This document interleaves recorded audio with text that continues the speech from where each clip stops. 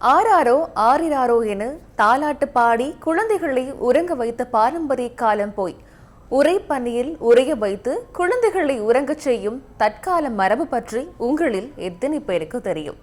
உறைபனியில் குழந்தைகளை தூங்க வைக்கும் வினோத நடைமுறை. ஏன் இவ்வாறு குழந்தைகளை உறங்க வைக்கின்றார்கள்? Welcome to the galaxy. இது நோர்வே மக்களிடையே பின்பற்றப்படும் பொதுவான நடைமுறை. குளிர்காலத்தில் பெரும்பாலும் குழந்தைகளை அதிகம் பாதிக்கப்படுகின்றனர். குளிரை தாங்கும் அளவுக்கு அவர்களது உடல்வாகு அமைந்திருப்பதில்லை.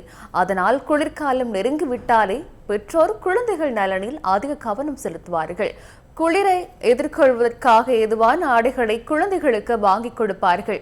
குழந்தைகளின் நோய் எதிர்ப்பு சக்தியை வலுப்படுத்துவதற்காக உறைபனியில் இவ்வாறு குழந்தைகளை உறங்க வைக்கின்றார்கள்.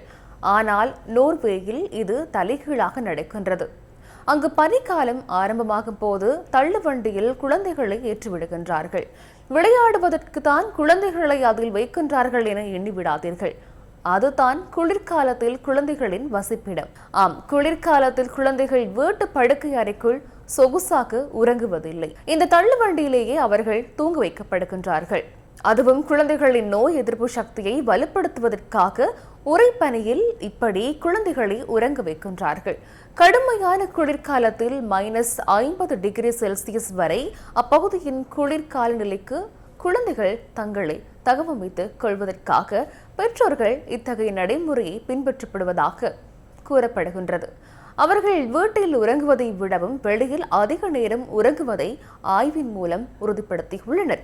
குழந்தைகளை இப்படி குளிரை நடுங்க விடுவது புதிய நடைமுறை அல்ல. 20ஆம் நூற்றாண்டின் ஆரம்பத்திலிருந்தே பின்பற்றப்படும் பாரம்பரிய பழக்கமாக காணப்படுகின்றது.